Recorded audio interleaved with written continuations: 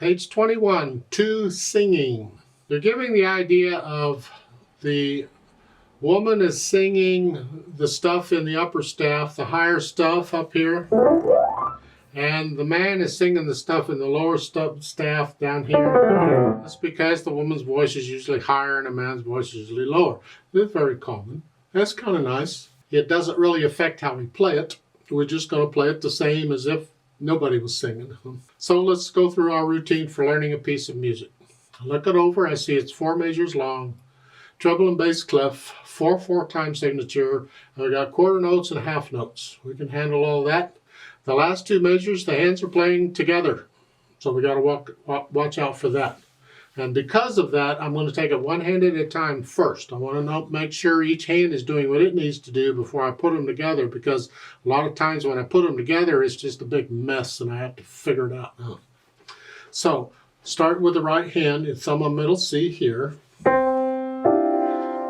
And it's just here. Okay. And then the third measure is their D's. And then a couple E's.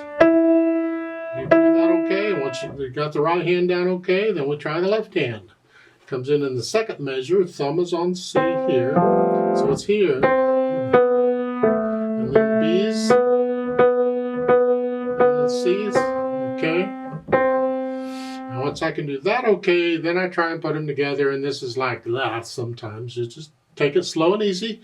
Hesitate all you need to. It's not important right now. We just want to try and figure out which fingers are working together. So it's here. The left hand gets it. Now we got 2 hands together. It's a B and a D together. And then we have the C and the E together. So I went from here to here. Now it feels a little weird at first. But you need to get used to that feeling. Just go back and forth. What we're trying to get is used to that feeling of those fingers working together. Then once you have an idea of that, then you go through a few hundred times or whatever it takes and get rid of the hesitation, so it's steady beat throughout the whole thing. And again, you need to play this without looking at the keyboard. You want to feel where your fingers are.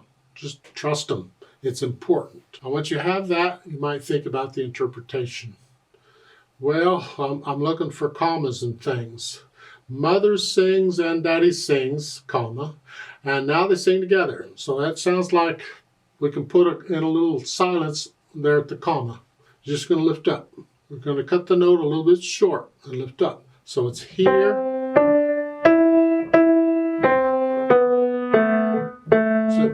Lift up, just daddy's dad, and then connect them. Don't have to. You could connect the whole thing together. It's another way of interpreting it.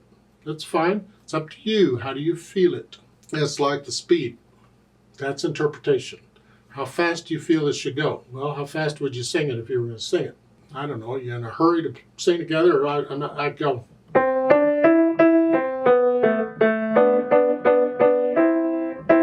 Kind of fast, but if I go,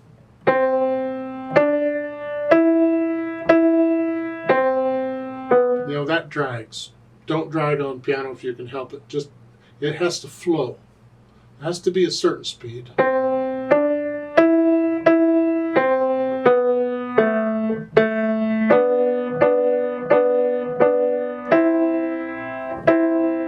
Just let it flow. If I played this 10 times, I'd probably play it different every time because I play by feel. If I feel it a little different, I play a little different. The more coffee I've had to drink, probably the faster I'm going to play it because I would feel it a little different. Let's play this together very slowly and double check the notes and the rhythms. I'll give us 4 counts. 1, 2, ready, go.